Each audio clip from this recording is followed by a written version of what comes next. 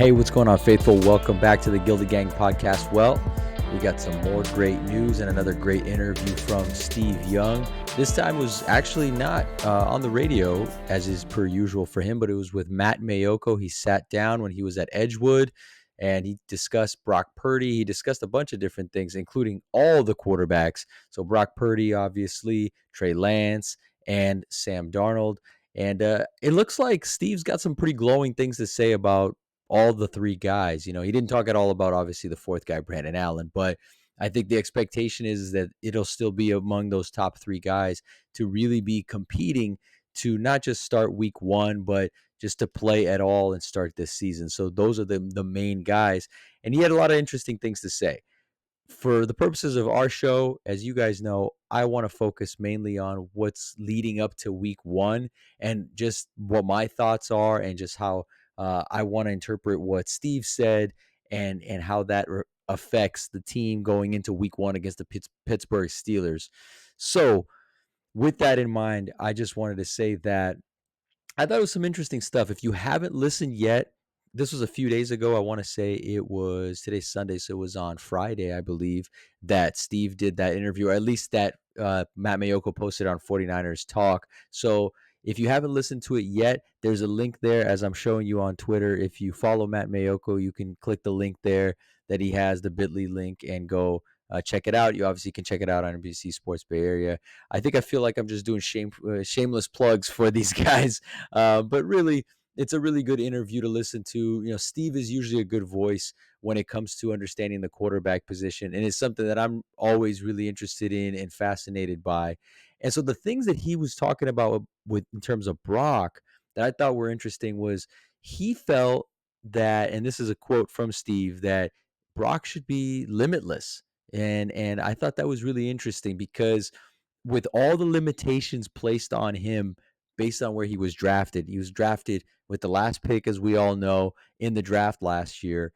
And it was interesting to hear someone say, you know, even with all the limitations that the league has put on you, that all the GMs have put on you, that the weight of the pick put on you, on in this case on Brock, that the way that Kyle should approach it and the way that all of us should approach it is that we shouldn't limit what he can do and what he can be. So I thought that was really, really interesting. I do think obviously he did his usual thing. If you haven't heard before, when he does the Steve Young show on the radio, he likes to reference Star Wars a lot. So he did that again, and he talked about Brock having the Force, right? Having that it factor. So he equates the Force to the it factor, and just that intangible thing where he just has this great awareness, whether it be his mental processing, his spatial awareness, to just be able to really digest everything and take all that information in and then react and get the ball to where it needs to go. And we did see that a lot from Brock. And so it seems like it's a natural thing for Brock specifically, where he just kind of has this innate ability on most plays, obviously not on every play. No quarterback is perfect, as we saw from the very final play when he got hurt, but he also had a lot of plays like that where he just got the ball out just a tick quicker, and he got it to the right spot. You know, the one to me that just keeps standing out whenever I hear guys talk about having that it and then having that awareness, that spatial awareness, was that play against the Tampa Bay Buccaneers when he just pulled the swim move on the D end that's coming right at him, and he just kind of pulled a swim move, took some steps back, and then he just kind of floated one over to Debo, maybe 15 yards, a little more downfield for a first down, and it was just amazing. I mean, the DB, he didn't even turn his back. He wasn't expecting the ball to be there, ready to go for Debo, but it was just that was an amazing play.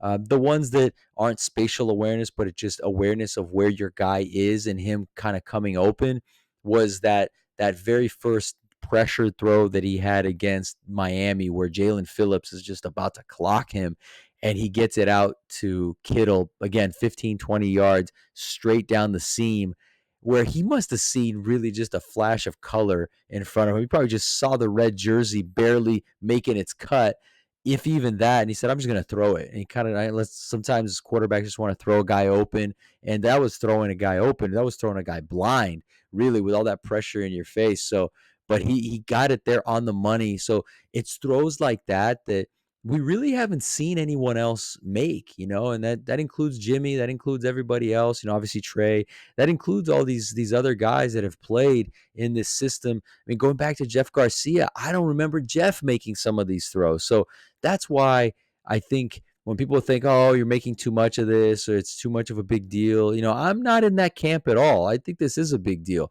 Can it be sustained? We'll see. We're going to find out, right? I think that's the main thing. We don't know because we've only watched 8 games, right? So I think from that standpoint, of course, we need to see more. We need to see a bigger sample size.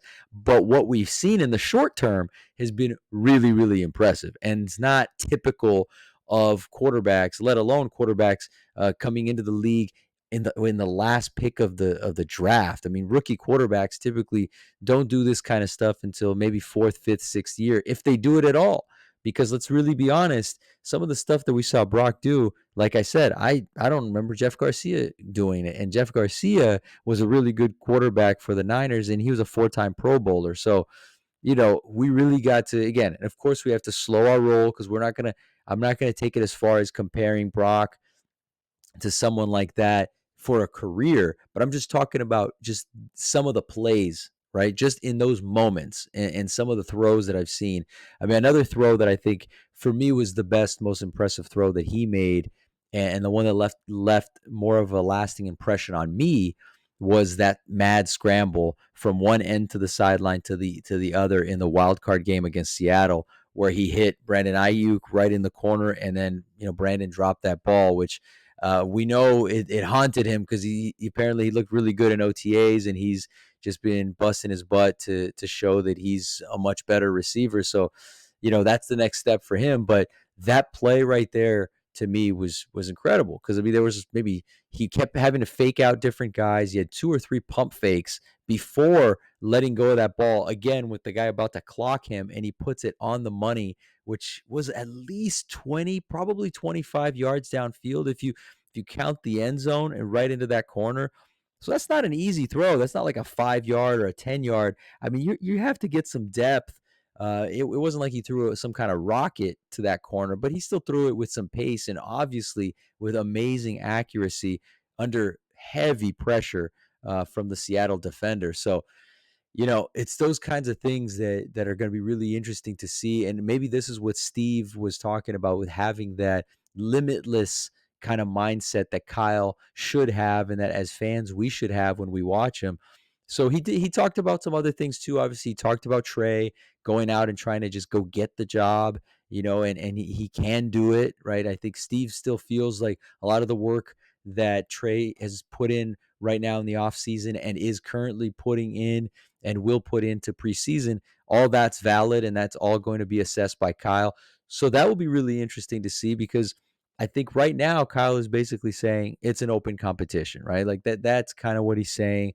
And why shouldn't he, right? Until we know that Brock is 100% for sure, I mean, you can't really say anything differently. It really is open because on the chance, on the possibility, a very real possibility that maybe he's not quite there yet, right? Maybe Brock didn't get to the point where he could get into the last preseason game. If he's not at that point yet, you got to start either Trey or Sam, right? So, and if Trey is doing amazing work and he's looking like the better quarterback in preseason, I don't think Kyle's going to hesitate. He's going to go to Trey. I mean, Trey knows the system. He's been in the system longer than Sam, even though Sam's a veteran. I mean, he hasn't been in this offense. He can't he doesn't have that rote learning, right? Like he can't just just easily just tell the plays and communicate the plays to the guys in the same secondhand easy way that Trey and that Brock can because they've been in this offense much longer than he has. So regardless of Sam's veteran status, he needs to go out and play really well. I mean, there's no question about it. So the competition between Trey and Sam is really, really interesting. I think that's the thing to really look at, to really analyze, because if there is some kind of a setback with Brock's healing, with his rehabilitation. Right now, everything looks really good. Everything is on schedule or slightly ahead of schedule. But again, coaches don't look at just that, right? They want to prepare for everything. You have to have contingencies. And those contingencies are looking really good right now in terms of how Trey looks in the offseason and how Sam has looked and is excited to be in this offense. That for him, apparently, he's mentioned in interviews that this is the by far the best place that he's been because everyone's open, right? And so it's just, even in practice, a guy can kind of tell guys are just open. And this is just such a shocking revelation to someone who came from two systems that weren't nearly as QB friendly, right? And didn't have the kind of weaponry that the 49ers, not even close to what the 49ers have. So, it's going to be really interesting. So, again, Steve really believes in Trey, that Trey still got a shot at QB1. And so that was kind of interesting to hear. Interesting to hear his take of how much he believes that Trey can go out and get the job. That's the mentality that he should have, and he should be excited about it. So that's another interesting thing, that this shouldn't be something that brings anxiety, but rather brings the opportunity and the excitement because of the opportunity to go out and really compete and just win that job outright, because he just looks so overwhelmingly better than anyone available. And maybe again, Brock isn't quite there yet. And then as far as Sam, he saying don't sleep on Sam. He was quoted as saying that in the interview. So, and again, we've seen the talent, right? So that was just kind of interesting to hear that he just is completely high on all of the three guys. And not surprising, right? But it was interesting to me, again, because he spoke more about Brock. I was more kind of tuned into what he was talking about when he was just analyzing Brock, beyond just kind of the stuff he said in the past, about him having that awareness and stuff like that. But the fact that, again, he really believes that even though Brock doesn't have the strongest arm, that he isn't this physically imposing guy, that limits should not be put on him. And I kind of like that mentality, because you know I'm sure guys wanted to put limits on. And again, I'm not doing comparisons, but just this is the name that comes to mind as a Hall of Famer who could be overlooked, and that was Drew Brees, because he wasn't the biggest guy and he didn't have the biggest arm, right? And once he left San Diego, I don't know if people thought he was going to go on to have this huge Hall of Fame career that he did, with all the longevity that he had playing in New Orleans, especially for a franchise that, they'd had talent in the past. Archie Manning threw really well for them. He quarterbacked them for a while, and yet, that was just kind of a losing franchise for a long time. And he changed all that, right? So when he went there, it changed everything. And it was the little things. It was his preparation. It was just kind of like the Peyton Manning stuff, where he knew everything. He could really call that offense that Sean Payton built there in New Orleans. I mean, I think Drew could have run that offense the same way that Peyton Manning could run the offense in Indianapolis without an offensive coordinator. I mean, they just were that prepared, and they just knew what to expect, and they could beat defenses because they already knew what the defense would throw at them. Even if defenses adjusted, they knew. And I think it was that kind of stuff that made the difference. So I think Steve firmly believes that Brock can do that, can overcome these so-called limitations, and then be let go and be freed to play without limits to the kind of plays that can be called for him. And I thought that was really cool, because what a lot of us have said, and I know there's a lot of fans, obviously, that actually really liked the time where Jimmy was here and stuff, and I did too, to some extent. Again, he did stabilize the position for sure, and he won a lot of games, no question. So you got to give the guy credit for these things.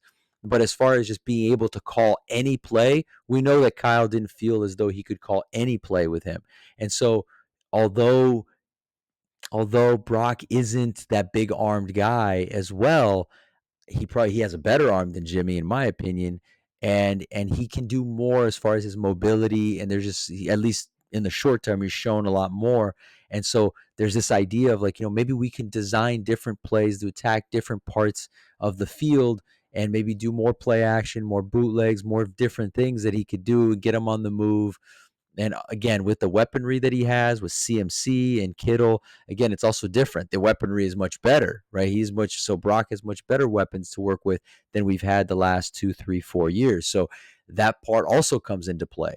And so I really like that Steve said that the limits shouldn't be put on Brock just because of the limitations that, again, his draft position may have put on him. So that's just a little bit of what I wanted to say. I wanted to get on here a little bit. I know it's kind of late on this Sunday night, but I wanted to get on for a little bit and just kind of give you my takes. Really interesting thoughts from Steve. I could probably listen to another hour, 2 hours of interviews from him breaking down what he thinks the quarterback room is going to look like, and just kind of what he views are maybe plays that Kyle will start to implement this season. And just, again, assuming good health, right? We always have to assume, knock on wood. Where's the tiki? I'm going to knock on the wooden tiki back here, the tiki mask. So knock on wood, everybody's going to stay as healthy as possible. We know injuries are part of the game, but, if guys get nicked up here and there, that it's nothing long term, right? That guys will come back, especially in that quarterback room, and it'll be much smoother than it's been.